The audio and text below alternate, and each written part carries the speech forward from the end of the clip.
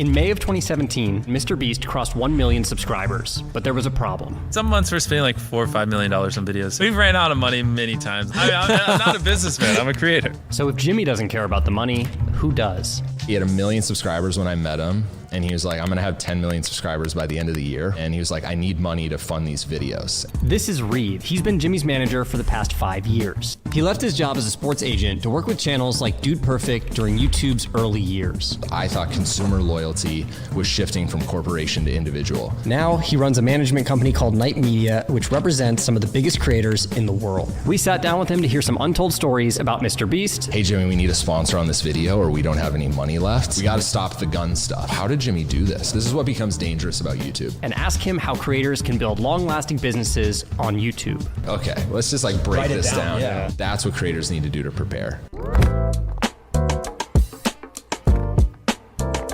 All right, before we get into the interview, we want to thank the sponsor of this episode, NordVPN. If you're using the internet and you don't use a VPN yet, it's definitely something you should be using. And if you use our link, which is in the description, then not only do you get to use a VPN, but you also get to support our show. If you don't know what a VPN is, let's explain. Typically when you use the internet, the connection is directly between your device and the website, but that's super easy to hack. And with a VPN, your information is encrypted on the way in as well as on the way out. A VPN hides your IP address and internet traffic to keep you safe from any people looking to grab your sensitive data. Another perk of having a VPN when I was in Europe was I could actually log into a server in the United States and see what was trending on YouTube in the US while I was traveling. We get it, you travel. The man's a traveler. And NordVPN is not just a VPN. They also recently launched Threat Protection, which protects you from malicious websites, malware, hackers, and intrusive ads. This is something that I got my parents set up on because they will click on anything that pops up on their screen. So head to the link in the description, nordvpn.com/Colin and Samir. It's completely risk-free. There's a 30-day money-back guarantee, and it costs about the cost of a cup of coffee a month. So thanks so much to Nord for supporting creators like us.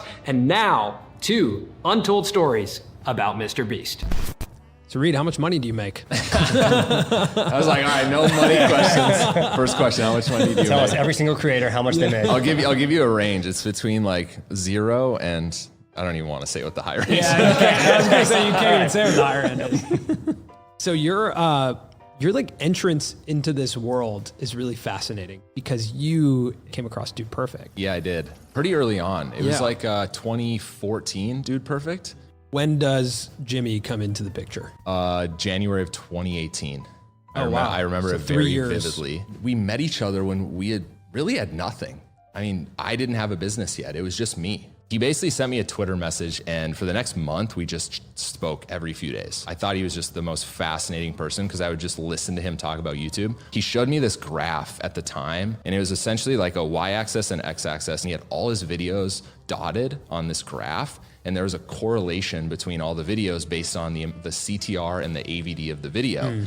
And he's like, I did all this research, I've done it for multiple channels. If I can get in like this CTR plus this AVD, videos get over 10 million views. And so in his mind, he was like, that's all I care about is getting this CTR and this AVD on videos. And I know my videos are gonna get over 10 million views. He did say he had 1 million subscribers when I met him. And he was like, I'm gonna have 10 million subscribers by the end of the year. Okay, 9 million subs in a year. Like, this guy's crazy. But he was like, no, here's what I'm gonna do. And he kind of laid out the plan of how he was gonna grow. And I was like, okay, as crazy as this sounds, I'm willing to help you. And he was like, I need money to fund these videos. But he ended up crossing the year at 13.3 million at the end of 2018. And then I can't even remember what 2019 was, but I think it was like 26 million by the end of the year or something. Like, it just went nuts. Considering his growth and his success, was it like, okay, I'm starting to work with this guy. He's pretty wild. He's cutting a table in half with a plastic knife and whatever the hell. Video. Yeah, you guys never watched that video. He's watching paint dry, like whatever this dude is doing. And it's just like, boom, it worked. And no, absolutely not. The amount of people I called that were like, no chance. Like, we know this kid's not gonna convert. He's from, middle of nowhere. We don't understand the content. He's watching It's Every Day, Bro, for 24 hours. Like, nobody. I can't sell anything. Jimmy was like, early on, like, there were some questionable videos where he was like shooting certain things. Like, our biggest video was, can 50,000 magnets stop a bullet? 57 million views in 3 days. And in 2018, that was a banger. Right. Yeah, and most people were like, whoa, gun? No way. Right. And so that was one thing that held us back a lot. And him and I talked about it a lot in the early days, is like, we got to stop the gun stuff. Like, but even that, what's interesting is that's like Mythbusters. I agree. Right? Like there's a format of that on television and there are ads that play before that video. But a 18-year-old kid in Makes the sense, middle yeah. of nowhere, shooting stuff at random was like not something people were going to sponsor. It wasn't on TV. It wasn't on TV. wasn't and on it didn't TV. have that feeling of Yeah. like control around the environment. Yeah, there I wasn't guess. a production Yeah. company. It was Yeah. like, hey, Jimmy, gun, Yeah. camera, let's Yeah, shoot we it. can't sell that. Yeah, and so it became just mobile games at the beginning. That's all I could convince. Like I couldn't convince big advertising agencies to even touch it. So it became like World of Tanks and like all these random mobile games that thankfully sponsored videos, because then we got to just pull off crazy stuff early on. If it wasn't for those mobile games, I don't know if we would have got brand deals in the first 2 years. It was so difficult. It would have been honey and that's it. When did you get the sense in that year that he was going to become like your premier client? I don't even think I still view him as that. Like Got we're it. just, we're so close. I mean, we're business partners at this point. We've done so much together. We bicker like an old couple. I mean, we've been together, I think 4.5 years. Like it was just him, Chris, an editor, and his mother when I met him. He was a very small team. I think I realized that Jimmy was going to be something special on YouTube. First sponsor video with Honey was, you guys probably remember, it was like donating to Ninja. Ninja was doing a charity live stream. And I remember him pitching it to Honey. And they were so excited with the idea. And I was kind of like on the fence, like, all right, is this Twitter donation thing played out? He was so particular about that edit and how it was edited and how the video intro looked. That's when I knew. I was like, his brain just works differently than any other creator I've met to this point. Like if he's thinking about what does this 10-second intro look like, and he's obsessing over that. I've never heard a creator obsess over a 10-second intro in my life. But he's like, this is how important this is, because this is literally the hook of why people would stay for this 20-minute video. And so that video went on to get, I don't know, 70 million views. I'm sure to this day, he still has the #1 most downloaded day for Honey ever. And that was that Ninja video. And in that first year, like, what was the type of money that would get you an integration? $50K, we would do those deals all day. All day, yeah. But we wanted CPM deals. We basically wanted a $20 CPM with a minimum. So we'd be like $30K minimum, $20 CPM up to $125,000 cap. Yeah. So if the video, I can't do quick math, but if the video would get all the way up to $125,000 on that CPM, we'd hit the cap and they'd have to pay us that money. Those are the deals we wanted to do. And so that's how we started doing it, because it's easy to negotiate base fees for someone that pulls 1 million views on average every single views. Jimmy was growing so quickly month over month that it was so hard to value his videos. And I would like send out pricing to a brand and they would be like, not now. And they'd call me back 6 months later and be like, hey, we have budget. And I'd be like, it's way more expensive. it's tripled. So I don't know what to tell you. Yeah. And it still kind of does that to this day. It's like so hard to value his videos, because like Squid Game gets 260 million views. The next video gets 130. So it's so hard. Does the job get harder for you as time goes on, as his operation explodes, as you bring on more employees, more clients? I don't know if it gets harder. It gets more complicated, and it's definitely more stressful. There was a level of stress of, hey, Jimmy, we need a sponsor on this video or we don't have any money left. But the stress is completely different now. We're in the public eye. If someone gets a bad hamburger, we hear about it on Twitter. Yeah. It's just like there's a different level of stress that comes with it. There's infinite possibility. Where do you focus your energy? And so that's, I think, for him and I, that's become the tough part, is like the amount of distractions that are now in both of our lives is really hard to navigate sometimes. So it feels like with Jimmy, there was a inflection point on the Squid Game video. Like that felt like a substantial change to me. And maybe it was also this time last year when we went out and saw the massive, new studio there. But I'm curious if when he first brought up that idea to you of Squid Game in real life, if you thought that was a good idea, a good investment of money, like what was that conversation like, and how has that changed the MrBeast we see today? Yeah, I mean, I always thought it was a great idea. I was worried about how expensive the idea was going to be, because I know that Jimmy in his mind was like, I need to build everything to a T to the scale that they had it, which he did. So I was like, okay, it's going to be not only incredibly expensive, it's going to take a long time to build these sets. And so we were able to, get that done in 3 to 4 weeks, but it put him in another level. I think he finally had another layer of breakthrough to this like traditional world, where now every time I talk to someone, and a lot of people that probably wouldn't have known who he was are now like, oh, the guy that made Squid Game. So it's like, it feels like everyone watched that video. It's really interesting looking at the analytics of that video too. There's 3 million people in South Korea that viewed that video. So it's like we can see everyone around the world. It says 260 million views or something like that. So we can see everyone around the world that's viewed that video. And so I think it kind of transcended like what he was currently doing, which was maybe 70 million views a video, and put him into something that was like fully in pop culture and what was popular in the world, putting his spin on it. And it's just completely taking over for, I don't know, 46, 48 hours, like however long. I think it was like 3 days. It got up to 150 million views. Do you think that since then there's been a different amount of pressure that he's put on himself, or that I think it's you hard guys not feel? to. Like every video now, I think you kind of view it as like, if Squid Game is the bar, like what's the next video going to be?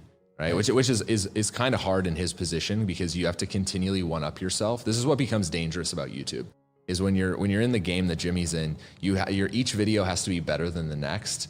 But when you make a video like Squid Game that is just a masterpiece, that next video that you put out has to be a masterpiece as well. And I think it's like one of the reasons you didn't see Jimmy post for 3 months. It's like, he was like, how do I follow this up? I gained 10 million subscribers in 30 days. The video has 200 million views. Like, what is the next video? And so I think it was like really hard for him to kind of like wrap his head around that, with like, if this is the bar, then it's going to be really hard for us to continually take this up. Yeah. I think the thing I noticed in the beginning of this year with Jimmy is like, he was uploading significantly less on the main channel, right? But at the same time, reacts and gaming are incredibly consistent. And I'm curious if that's a conversation that you guys have around, like, or that he talks about, of like having almost like, it feels like an engine. Cause like no matter what, there's a new MrBeast video. It's just not on MrBeast. Yeah. I mean, that was kind of by design, right? If we're not going to post 30, I can't even remember the amount of videos we posted in 2019, but I think it was in the 40s. Wow. And then it went down to like 31, then it went down. Like it's continually went down year over year, but you need more touch points then. If you're only going to post 12 videos a year, one a month, you need more touch points so people are continually seeing your face. Or else, like, YouTube's interesting if you're a kid, and I've like weirdly had this conversation with like some of my like cousins who are really young, and I'm like, do you watch Jimmy? And in the past they'd be like, yeah, but he doesn't upload enough, so I like watch this person and this person and this person. Now it's like we have a video that goes up every single week, if not every 4 days, because we have all these different channels now: Beast Philanthropy, Shorts, gaming, and now Reacts. And so it was by design. I mean, I think it's also, those videos also help fund the craziness that happens on the main channel. So it's a deeper source of revenue, but I'm now seeing a lot of creators replicate that model. Does selling get more difficult as Jimmy's videos take longer to make? It doesn't become more difficult. It just becomes harder on me going back and asking for more time and more time and more time. Like, we've had situations where we've signed a deal, video's supposed to go up in June. It's now November, and they're like, what the hell is going on? Where's our video? And I'm just like, Jimmy's just filming good videos. I don't know what to tell you. I don't know. There was too much wind on this private island. I mean, he's definitely left me out to dry a few times, but like, he's trying to make the best videos possible. Like, I totally get it. So it's like, I'll take that bullet all the time to be like, hey, you're not getting a video this month. I know you have to spend your budget, but like, we're trying to make the best video possible. And you're going to get a banger when it goes up. You're going to have to wait another 60 days. And most people have been fine with it, I think, because they're like, we really want a MrBeast video. But some people have been incredibly upset when I come back and I'm like, hey, your video that was supposed to go up in November is probably not going to go up until January. I'm curious if there have been moments, you know, or if there were even moments in that first year with Jimmy or since then that you had like almost oh shit moments together. You oh guys, shit, like, in a good way or a bad way? Well, let's do both. Honestly, there's been so many. The first one was the 50,000 magnets stop a bullet. That was like one of the moments where we were like, wait, how do we replicate this? We just got 20 million views in a day. Like, how is that possible? That was one of the first ones. Opening day of MrBeast Burger was kind of like a holy shit in a bad way moment. We knew it was going to be successful. I don't think we really had planned for how crazy it was going to be. And for you guys on the outside, you were probably like, how did Jimmy do this? I was getting calls from so many creators that were so confused. They were like, I don't understand how you guys opened 300 restaurants in one single day. And now I'm on DoorDash and I can order MrBeast Burger. Like, so many people are so confused. But the sheer amount of orders on that first night was so wild. We had like 100 cars waiting outside restaurants, waiting for their orders. And there wasn't enough delivery drivers to order the amount of hamburgers that were being ordered. And then every place was running out of buns and hamburgers. And so people were calling me like, we don't have any more buns. And then someone would have to drive to a grocery store to get buns. And it was just utter circus. And Jimmy and I like sat on our couches and we were on Twitter for like 6 hours. Replying. We had no customer support. Like we had zero customer support. And people were just yelling on Twitter about like not receiving their orders for like 2 hours. And him and I were just playing damage control. That was like a holy shit in a bad way. And then the next morning I woke up and we just like looked at each other and we were like, what just happened? How do we fix this? Yeah. It was like a holy shit, this is the coolest thing we've ever done, to, oh my God, this is a fire. How are we going to deal with this? Literally within an hour. And now MrBeast Burger is what it is. But the first 48 hours are probably the most stressful part. Most stressful thing I've ever been a part of. Why do you have an appetite for that level of exposure and risk in these projects? We're just trying to like break barriers and kind of like set the bar. Like we want to show other creators what's possible. And the first person through the wall usually gets the bloodiest. And in the MrBeast Burger scenario, like it was brutal. The first 48 hours were brutal, but I mean, I wouldn't do anything. Like I wouldn't take back the idea. I think what we did opened everyone's eyes to virtual dining and the scalability of it and how crazy it can get. Same with Finger on the app, like 1.6 million people playing. Like it was wild to us. Just like watching the data on the back end of like all these people moving their thumbs was wild. And so it's like, I wouldn't change anything about it. I just think when we're trying to innovate, and we're also doing these things really quickly. Like MrBeast Burger was like 3 months of planning. It wasn't like years. It was like, we had 3 months to pull this off. And so it's like some things just get lost in that process. And it's like at Feastables, we did completely different because of that. Like we learned a lot from both of those cases that like you have to be able to solve for things that could potentially go wrong. I mean, one's like chocolate melting, right? Obvious. And so like we have giant bricks that like ship with our chocolate just so chocolate doesn't melt. But if we wouldn't have done MrBeast Burger probably prior to that, we probably wouldn't even have thought of that. We'd have been like, oh, people would get shipped chocolate. Great. And then it would have all melted and then we would have had to deal with it after the fact.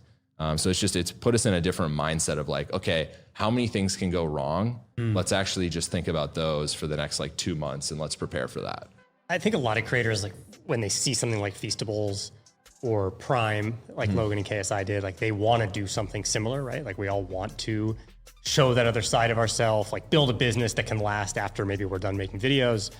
But hearing you talk about like the problems that you guys had to face, clearly there's like, takes a lot of money, takes a lot of people. And I'm sure now Feastables has a ton of employees. Like, right? Like what does it actually Jimmy look and I like? were joking about that the other day because there was a team meeting for Feastables and I sent him like a screenshot of the team meeting and I was like, dude, look at all these people in Feastables. I was like, this used to just be you and I and like Jim, who's the CEO. Yeah. And so this is what kind of like our philosophy with Feastables. It was, we wanted to create a product that was really good that we thought his fan base could really gravitate towards. So it was like product market fit of better for you snacks. We knew Jimmy's community would convert.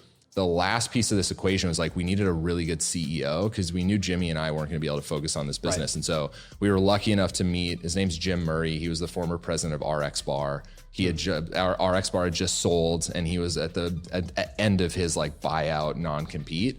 And we started interviewing people and we met him and like instantly Jimmy and I were like, this is the guy. Like we found the guy. And so we ended up hiring him, eventually hired the COO of RX Bar, and we just started hiring out the executive team. Without them, this business would have been an utter disaster. And I think this is like one thing that creators need to remember is if you're starting businesses, you're not going to be the CEO of every business. Jimmy's not the CEO of MrBeast Burger. He's not the CEO of Feastables. Like those are separate teams, separate people thinking about those businesses every day. So if you're a creator right now, it's like, I want to start X business. Go find people that can help you run that business. Don't think you're going to be the CMO, the CEO. It just doesn't work. Like it's the same with your production company. You need good people to make good videos. You need good people in these businesses for them to last and have success. Because if you're the only one thinking about like your chocolate bar company, it's not going to succeed. Right. So it's like without that, like this company doesn't happen. I mean, like with our newsletter, we got newsletter people. Right. Because we had never launched the newsletter before. Right. Yeah, we were talking about this off camera. I was like, what's that company look like? And you're like, writer and like person that runs general manager. I was like, of course, like you have to. Because if you guys are gonna start multiple business units, like you have to have people responsible for each one. And that's where I've seen creators really screw up is they think that the biggest piece of the equation is like, I have community, I have an audience, I can promote product will be successful. No, these all come down to people businesses. Like you can maybe have a giant marketing funnel, but if you don't know how to run and operate a company, it's not going to work. Like it may work for 6 months. Eventually this has to become a business. And so that's like really where we started with both of these is like, who is responsible for these business and what does that team look like? Yeah. So what is now, I know you shared this on LinkedIn, Patty Galloway's graphic of like a creator business, right? And how it is diversified and different parts of it. In your experience right now, like, is there today a classic model of creator business? Like if there's a young creator, they start, making it, they get 1 million subs. Is there okay, here's how it works. We're going to get you some brand deals. We're going to launch, a business with you. Does that exist, or is it different for every creator? I don't think it's different for every creator. I think if you're a YouTuber right now, it kind of goes in the same line. It's like same with hiring, right? It's like you usually hire an editor, a thumbnail artist, then a production person, then a creative. It kind of works the same way with let's just say monetization is AdSense usually comes first, right? I've seen instances where apparel comes first if the content is too edgy to run ads, but I would say the majority of the time, AdSense is the first revenue stream. The second revenue stream is almost always your first, second, third brand deal, right? Usually people don't launch apparel before brands come into the fold. And those brands could be affiliate deals, they could be base fee deals. So it's usually AdSense, brand sponsorships, then apparel usually comes third. Where this gets interesting is like bubble 4, 5, 6, 7, right? I've seen like content syndication, other products and services like CPG. Now we're getting into like paywall services like Patreon and Fansly and OnlyFans. And so, and then there's another layer of this, which is like Twitch Prime subs or YouTube memberships. But usually the first 3 are always AdSense, brand sponsorships, apparel. Very rarely, I could see a paywall service maybe coming first, but that person's usually just like, I'm on Patreon. I'm not like a massive YouTube creator, right? So I would say for the most part, at least everyone we've worked with, that's been the exact same philosophy or the exact same revenue model. Yeah, I would say we only differ in that AdSense was never significant for us. But you still made money on it. We still made money on it. Yeah. Yeah, it was still the first dollars we made Exactly, as a creator. So that's right. When you look at us and what we do as creators, are there certain avenues that you think we should go down? Yeah. Like, what's your advice? I mean, for it's us? like your audience is like me, right? Or people that are in their 20s that want to be aspiring creators or maybe are creators that are growing. Feels to me like courses about content creation is like the one that sticks out the most. I know you guys sold hats and they sold out instantly, but that's like a specialty item that people want. Like that's interesting. Instead of you guys having like an always on store where that item no longer becomes special. And I've seen it where like Nelk's a good example of they knew alcohol was going to be an interesting space for them. And now they sell all these like alcohol adjacent things. Like they sell the bottle openers, they sell the beer pong, like cups, like they sell all that stuff. But for you guys, it feels like courses makes a ton of sense. Courses is our alcohol, basically. Yeah. It's probably not as scalable, but it has the same sex appeal. Yeah, of course. Like it just, One question that we actually got on our Reddit yesterday that had to do with management.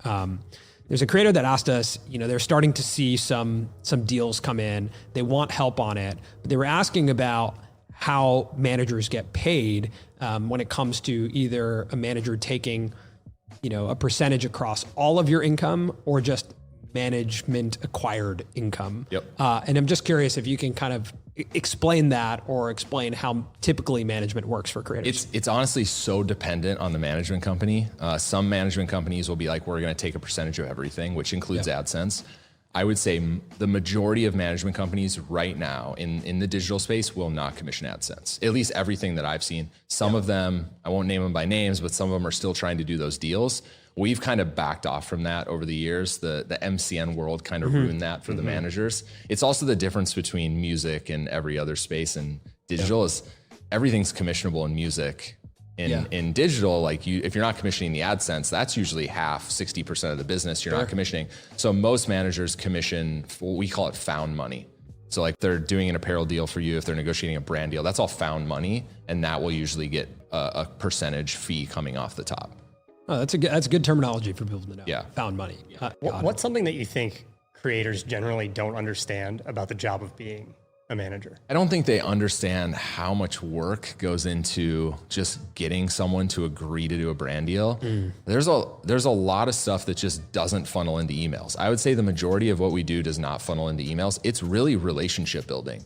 Like some of the stuff that either Jimmy or Preston or Ryan or people have done in our company, I've had to build that relationship for 2 years. You meet them at VidCon, you take them out to coffee, you just like slowly get to know them. All of a sudden they're like, we just signed a new client. This would be perfect for Reed's client. So in that spirit of educating, I do think it'd be really interesting to kind of talk about, we get this question a lot. What's the difference between a manager, agent, and maybe a president, like someone who's in-house? Like as a young creator who's maybe starting to establish a business, at what stage do they need which one, or do they do different people need different? Okay, so I'll pick this apart. I'll start with the first one. What's the difference between the three? And I think it's so dependent on traditional versus music versus digital, because managers, agents, like they do different things across different verticals. So if we're just talking specifically in traditional, the agent has mainly been the person that's sending you on auditions. They're negotiating contracts. They're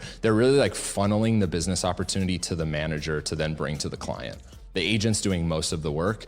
In digital, it's almost the opposite. What we've kind of found is the manager is kind of the like most important person, because they're in the weeds of the business. They understand what the creator needs. They understand if they need to hire, what people they need to hire. At least the good managers, they understand this. The agents have unfortunately kind of got leveraged out of the digital space a little bit, because I think the managers have started to almost do the agent's job. They've started to do the brand partnerships, and then they pass the contract to a lawyer. So it's a little different now than it was in traditional. Traditional still works very similar. Most actors actually have an agent and a manager. What I've kind of noticed in this digital sphere that we live in is most creators just have a manager, or most creators just have an agent, and they kind of play the same role in this area a little bit. What we're really focused on that agents really struggle with is we like to think about how they innovate. Like what's your strategy for the business? Like how do you grow your production company? Whereas like on the agent side, it's very transactional. They're very focused on like, how do we just continue to get 10%, right? And if this brand deal doesn't work, like let's quickly go throw it to this person or this person or this person. So we try not to be as transactional as that. And so that to me is like the biggest difference. The president inside a digital company, for the most part, these are production companies. And it seems like the president plays that like head of production role or the head of operations role for the most part. They're kind of like helping doing the hiring, they're operationalizing the business, they're hiring production managers and editors and thumbnail artists. At least that's like, when we think about different companies across, even Jimmy's, like it's mainly like a head of production is that president person right now. So the president role doesn't necessarily like threaten the manager role in your I mean, we haven't seen that, no. The other like interesting thing, and WME and CA have done this really well, is they've built these companies over decades, so they have this network effect. They know what's going on everywhere. They know what casting directors are doing this. They know what brands are spending. Like they've built this massive network effect. That's really valuable. And so it's like something that Knight is like finally built, is like we have that network effect because we have our ears to the ground on everything. It's really hard to replicate that inside of just one company. So say like Jimmy hires someone who's like supposed to do the manager job. It's really hard for them to build that like network effect to know what's going on, know what Netflix is looking for, know what this brand is spending on. Like it's really tough. And so I think it's why we haven't seen that done very well. Why most creators still outsource to a manager is for that very reason. So as Jimmy's manager, someone who's been there since 1 million subscribers, what does it feel like for him to cross 100 million? I was like all alone, received this like package from YouTube in my Austin apartment. And I've seen the 10 million die. Like we have a lot of creators with 10 million. We've seen a lot of these things. It was a very surreal moment opening this package for this like red box, and you open it and it's like, it's much heavier, it's thicker. So it's like, I had like a little moment with myself of kind of like reflection, like thinking back of like, oh, wow, I've been here since 1 million subscribers. Like this happened so quickly, but it doesn't feel like the journey's even close to over. Right. I think a lot of this is like enjoying the journey you're on. And so it's like Jimmy and I probably don't reflect as much as we should on like accomplishments. Like him and I will give each other a high five or a fist bump and be like, we won a Kids Choice Award, or he won a Kids Choice Award. Congrats. Haven't really thought about it too much because I think we just have so much more to accomplish. This is like an amazing milestone, but yeah, it's. I mean, how do you wrap your head around 100 million people? That's what I was thinking. I was like holding this thing and I was like, will I ever see one of these again? Like 100 million subscribers on a channel. Like this is crazy. I don't know. Like, will I ever see it again? I have no idea, but We have so much more to accomplish. I don't know. This is like, if anything, it fuels us to be like, wow, this is one of the goals we had when I met him in 2018 was to hit 100 million subscribers. That goal's hit, but we have so many other goals along the road that we have to get to that we kind of just like reset the focus and we're off.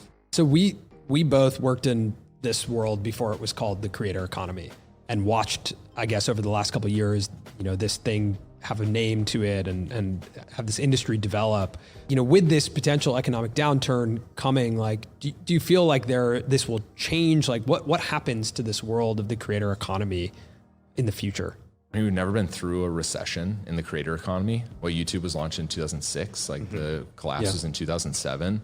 I sent out a document I don't even know, 2 months ago, a month ago, that was basically like, what should creators know and how should they be preparing for an imminent recession? And so I think like the biggest takeaway for me as I started having a lot of conversations was most creators just don't understand their business. Yeah. They don't understand how much it takes to post a video. They don't understand how much they're paying people, like what their cost structure is, how much money they're making on a per month basis. That's like first what needs to happen is like, if you're a creator, you really need to understand your business. What's the fundamentals of what every creator should know about their business? I think you should know, one, you should know how you make money. I think that's really important. Sure. Yeah. After you know how you make money, it's how much are you spending? Like what are you actually spending money on? I think even like looking around this place, the amount of like equipment and like there's lights on, you're paying an electric bill, you're paying, obviously we probably have internet in here, like all the things that you don't think about that you're paying for. We got people over here, we got someone taking a picture, like there's people everywhere, right? So there's costs. Like all I see is dollar signs when I look around. Same, these aren't people to me. But most creators like don't know. They have no idea. They're like, oh, I just pay an editor $20 to edit a video. I'm like, okay, like, do you pay for any software product? Like, do you pay for Adobe? Like, they like don't, you don't think about these things. And so after you understand where you're making money from, it's understanding what those expenses are. And then it's understanding like, am I actually making money month over month or am I losing money? Yeah. Did I have a really good July that's funding the rest of my year because I'm losing money for the next 6 months? Yeah. I don't think most creators understand even what they're burning on a per month basis. Yeah, because I think we end up developing recurring expenses, but sometimes not recurring revenue because it's like some months are better than others, and you actually start to recognize like, wait, there's not monthly recurring revenue in our business. And so trying to find like, how do you develop that? You could develop that through long-term partnerships. You could sign a year-long deal. You can, like there are ways to develop it. But I do think that was one of the first lessons for us, hard lessons for us, was like not even knowing the ins and outs of our business, like what's coming in and what's going out. We also like have had so many creators that when you start making more money per month, you start spending money on pretty ridiculous things. Like now you want a Lamborghini. And like now you buy an at-home gym. We bought a car. Like yeah, exactly. Like you buy this office. Like you start spending a lot of money. Yeah. And you're like, okay, now I'm making $20K a month, but I just spent $25K because like I doubled my revenue. I doubled my expenses. Right. And so people just need to understand that. Has there been anything for you in the past 2 years where something you feel like has happened in the creator economy that you weren't expecting, certain type of growth? Like I feel like these last 2 years have been super unique. I'll be honest, like I didn't expect TikTok to blow up like it did. I honestly thought TikTok was just a trend that was going to just blow away. And I was like, the whole dancing thing is just not going to last. I still have a lot of questions around community building, around swipe content. But yeah, TikTok was not something that I saw coming. I actually internally was kind of leading the charge around like, we don't really want to represent TikTok creators. Like, let's focus on where we think community is built, and that's on YouTube. And so when everyone else was launching these management companies, signing TikTok creators and opening TikTok houses, you guys probably noticed like Knight's very quiet. We didn't really sign any TikTok creators because we were like, we would rather have Mariah Elizabeth, Sophia Nygaard. We'd rather have massive communities built on YouTube than sign this like up and coming TikTok creator with 50 million followers that like may or may not grow a community. And I think it's like proven now that, I mean, after VidCon was like VidCon was crazy. Yeah, that was eye-opening for me. Yeah, walking into rooms where like a TikTok creator was speaking and it was half full, it's like, wow, I didn't expect this. Like this person has 30 million TikTok followers, but like can't fill a room of 1,000 people. Yeah. Like, it was a kind of that's more mind-blowing. Like too saturated. That's more common now, right? Like for someone to have, I think you just posted this, right? The amount of people who have 1 million subs on YouTube. Yeah, how that's in changed America. In Yeah. America, like It was, what are those zero, stats? In 2010, there was 0 over 10,000. Now there's, what was it, 5,500 in America. Over a million. Over a million. Yeah. Crazy. So that's It's crazy, that's the super growth. substantial when you think about then, and I'm sure on TikTok that number is insane, right? Oh, I couldn't even, I don't even remember, I don't even know the names of these TikTok channels. There's like people with 50 million followers on TikTok, and I remember seeing their face scrolling through, but I can't identify what the channel name is. I think that's different on YouTube. Right. If someone has 50 million subs, like I've watched 2 videos, I remember the channel name. Yeah. If I could watch a TikTok from someone, I could watch 30 TikToks from a TikToker and I could not even remember their name because you're through it so quick. You're like 5 seconds and you're gone on to the next. You just don't even pay attention. I think that's the difference, is like, it's so hard to build community on TikTok right now. And it worries me for you guys see this, the people growing on YouTube with YouTube Shorts. I don't think they're growing fan bases. I think people are just flicking through YouTube Shorts. They're getting hundreds of millions of views a month. But when they go to do something like even sell apparel, like nobody wants it because they just haven't built a community. Whereas like Dream and Carl, they were doing 2-hour live streams on Twitch. Yeah. And they were doing narrative-based storytelling, and they were communicating with people on Twitter and Reddit. And it's just, it's a different touch point. And so it's like, it's really hard for me to kind of wrap my head around, like, why would we represent a TikTok creator over a massive YouTube channel? Yeah. I wonder though, just where it nets out for all of these short form creators that have grown so much in the I past 2 unfortunately years. think is if we're headed into an economic downturn, like it's going to be really hard for them to make money. That was like that's when I started talking about like, are we headed into a recession? It was really targeted at like short form content creators, because I'm not worried about the Carls and Jimmys and Sapnaps who have diversified revenue streams and YouTube channels and Twitch streams. I'm more worried for the TikTok creator who only can do brand deals. There's no ad revenue on TikTok. They maybe do like 1 brand deal a month. They don't have a community where they can sell a substantial amount of apparel. They aren't creating their own businesses. That's who I'm worried for. And that's like what I'm kind of seeing is like those brand deals are probably going to dry up. And then how do they make money? So I'm just worried that like all these long form people stop posting content. They're like, I need to go figure out how to make money with my life because I have 30 million followers on TikTok, but no one's paying for it anymore. So that's like that. It really worries me. And I'm seeing it now being replicated on YouTube with YouTube Shorts. The amount of channels doing over 300 million views just on YouTube Shorts is wild at the moment. And nobody knows who they are. It's just crazy. Like every day I go on Social Blade and I'm like, who's in the top 100 viewed channels right now? It's all Shorts channels. Interesting. It's crazy. And but no, like people are paying attention because they're flicking through Shorts, but I don't think anyone really is paying attention to these people. I have one more MrBeast video related question. I watched the I Didn't Eat for 30 Days video, and it was actually my favorite video Jimmy's ever made. Ever made? Ever made. Don't tell him that. I will Jeez. not. I'm sure he won't. The reason why is because I think it was the first time I saw Jimmy's character development play out in a YouTube video. He was the focus. It was almost like a vlog, which felt so different from when he's the host and other people are doing things that are challenging. And I know he's obviously done it in, Buried Alive and whatnot, but like there was something so relatable about not eating. Like, I don't know what it's like to be buried alive. I can't connect with his discomfort there to a certain level, right? I'm just like, that looks terrifying. We still have the coffin if you want to try it. No, I don't want to try that. That sounds unbelievably terrifying. Just try it out next time But you like go. not Just eating. an hour. Yeah, don't do 50. Just do an hour. I don't think I could do 15 minutes. Okay, well, let's not do it then. Okay, let's do 10 I know, minutes. we don't Let's do want 10. to. It's We'll a do lot 10. of work to put the dirt on top Yeah, of that. So you're that's 10 not feet worth it. underground for It's not a video. It's not even a video we would put out. 15 minutes. Yeah. Did you not, like, what did you think about? I didn't even want to be on set. It made me incredibly nervous. The Buried Alive. Yeah. Got it. Yeah. That to me, like he filmed a video early on where he tried to spend 12 hours underwater. You guys probably saw I this remember video. that. Yeah, that's an insane video. Yeah. I won't even get into that, but like that to me was the reason why I didn't want to be on. And I knew Buried Alive was much safer because of the protocols we took to film that video. But yeah, the underwater video made me so upset that like gave me a little bit of PTSD for Buried Alive. But the non-eating video, and he had a good story around it too. Like he kept saying this to me, like he was meeting some of these people that had Crohn's and they were doing these extended fasts and it was really helping with their Crohn's. And so he's like, I want to test this theory. Do you think I should film it? He ended up filming it. I think it turned into a really interesting video and people do like watching Jimmy.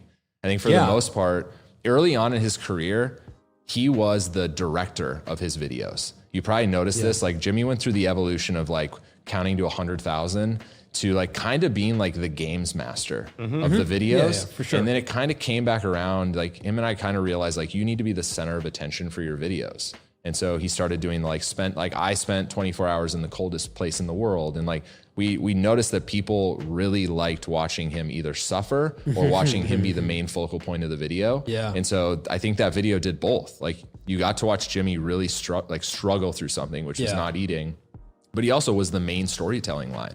You also got to see behind the scenes of his life, gonna say, that which was one of was the first unique. times I was like, I traveled the we're in whole his time. house, We were, like- we went to New York for Brandcast. He had to go up with Mark Rober and give a speech. This was like 10 days into fasting.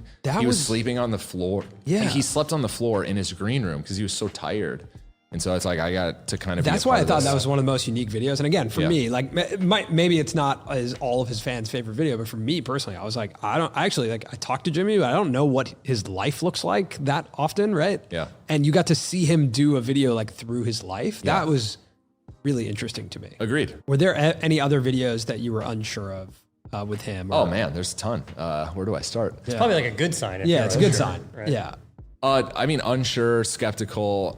This isn't safe. We probably shouldn't be filming it. There was also a few videos like they thought that they could scale a wall with plungers early on, and they built this giant plexiglass wall. I was like, this is the stupidest thing I've ever seen. The video never got posted. Right. There was one video. This video is such a banger too. They traveled to all 7 wonders of the world. So they basically they like drew straws, and it was like, or something. And it's like, I got Pyramids of Giza and Stonehenge, and like everyone got a different location, and they all left at the same time and went to the 7 wonders of the world. It never got posted because they could never figure out what the thumbnail was for this video. Wow. I kid you not. Everything filmed. Jimmy lost his camera in Rome, which was problem number 1. And then no thumbnail got taken. And so it's like video never got posted. So there's a lot of those stories where there's just videos in the graveyard, and there's tons of videos in the graveyard. Does that ever frustrate you as a manager, or do you just understand it? Because we've had brand deals on a lot of these videos, right. and then I have to call X brand who is like, I love that video concept, and be like, yeah, it's not happening. Jimmy doesn't know what the thumbnail is for this video. Right. And for a brand, that's like, what are you talking about? They do not understand it. Yeah. They're like, wait, so Jimmy doesn't like the edit, but you re-edited it and you still didn't post it, and you're not going to post it. I'm like, he doesn't like it. It's getting thrown in the garbage. But they're like, but you spent X amount of money on this video. I'm like, that's irrelevant. It doesn't matter. Yeah. It's like, he doesn't think the video is a good video, thus it's not getting posted. So there's a lot of, he sends out I think he does videos now every year where he's like, these videos didn't get posted. There's still a lot of videos that are in the graveyard that haven't made that cut. He like built a city out of bouncy castles. Such a stupid video. Never got posted. Do you think there's dangers? We've talked about this with actually a few different creators, but I'm curious your perspective on the impact or dangers of younger creators striving to be like Jimmy. Yeah. It's just going to be really hard for someone to catch up to where he's currently at, because he's spending so much money and the ideas have gotten so crazy and his team's gotten so big. Like, it's a massive infrastructure. Someone's going to do it. It'd be dumb for us to say someone's not going to like do that blueprint and pull it off. But I do see a lot of creators who are making MrBeast style videos, but they just can't get up to that caliber because they're not able to spend $1 million on a video. But I do appreciate that people are striving to make better videos. Like, we're seeing it all over YouTube. I think what's interesting is a lot of people have realized they can't come up to Jimmy's bar. So they've been like, I'm just going to be way more creative. And I think Ryan Trahan's a great example of like, he doesn't want to make videos at that scale, but he's just really focused on like, what's the most creative things that I can do that people want to watch. And he's had so much success doing that. I think like Erac's another good example. Like, just creatively, his videos are really good. And he doesn't have to spend $1 million a video to pull some of these off. Like, he just is thinking a lot about like, is this a good concept? Are people going to click? Let's go execute it. And so YouTube's in a bit of a weird spot right now. I don't think there's a lot of creativity, but I do think that there's a handful of creators that I look at every single day and I'm like, wow, like that is an amazing video and idea that like, I can't believe they executed. When you're looking at creators to bring on, what are the characteristics that they need to have? Because I'm sure you see a lot of creators with great videos. Yeah, all day. But who you have like actually a top secret checklist. Yeah, I don't think I'll Okay, ever. you can't say He's that. got a top secret Maybe checklist. when I like man. retire, I will tell people what it is, but yeah, I haven't really publicly spoken about it. I think it's one of the secret sauces of our company. When you look at our roster top to bottom, we have a lot of creators who have like hockey stick growth and they're killing it. And, you know, I came up with these 5 things 4 years ago of like, what is a night creator? And I spent a lot of time actually with Ezra on a whiteboard of like, if we're going to go forward as a digital talent management company, we need to understand what this person looks like. What is the makeup of this person? And so there's a lot of effort put into that and we don't deviate from it. It's like, if they don't check every single like thing that we need them to check, they're not a night media creator, and that's fine. They're just not for us. And so I don't know if I'll ever release that, but we'll see. I like that. I think it has in the future. Yeah. It's got good allure around it. It's like good. Yeah. I like that. And again, we, from top to bottom, like I think people can look at our roster. It's like well diversified. We're in almost every single content niche now, from like, you know, food with Guga and Matt Stoney all the way to life and beauty with Sophia Nygaard. Like we're on every spectrum. And a lot of those people are the number 1, number 2, or number 3 channel in their specific content niche. And so there's just like certain characteristics that I look for and certain things that we identify, and we're like, okay, this person's perfect. When you look back at this journey up to this point, like when you look at the success you've had, is it like, what does it feel like? The journey from starting it to here feels like we haven't even got started. I mean, my vision for this company is so much bigger than what it currently is. And the business plan and the vision that we put in place 4 years ago is just like, we have a long ways to go. Like, I honestly like I think there's going to be a fundamental shift in how representation works and the type of talent and just how everything is becoming direct to consumer. And so we have our philosophies around how that's going to change and like how the agencies are going to have to adapt. And so we think, and this is the interesting thing with us, is like, we think over like decades, like we're making long-term decisions. I think most people are like in the day-to-day of management and they're like, we eventually just want to sell this business. No, I want to compete with WME and CA and UTA, like, and it's going to take decades. And so a lot of the decisions we make are like with that outlook of like, this is going to take a long time, but I've taken a lot of inspiration from people like Ari Emanuel and like what they've built over decades of talent representation and building media companies. And like, that's what we're striving for. It's not necessarily just like, let's just manage creators. Like, there's a much bigger vision that we put in place. And yeah, I feel like we're in inning 2, maybe inning 1 of that vision. And it's going to take us a lot longer to get there. That's a great place to stop. Well, thanks guys. Thanks for coming. Yeah. Thanks for coming over, man.